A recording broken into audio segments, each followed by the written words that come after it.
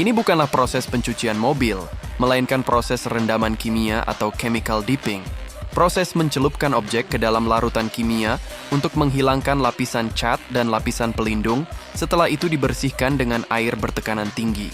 Setelah cat terkelupas, mobil direndam kembali ke cairan pembersih karat. Kemudian dibersihkan kembali dengan air untuk menghilangkan sisa-sisa zat kimia yang mungkin masih menempel. Setelah proses ini, mobil siap untuk direstorasi, didempul, dan dicat.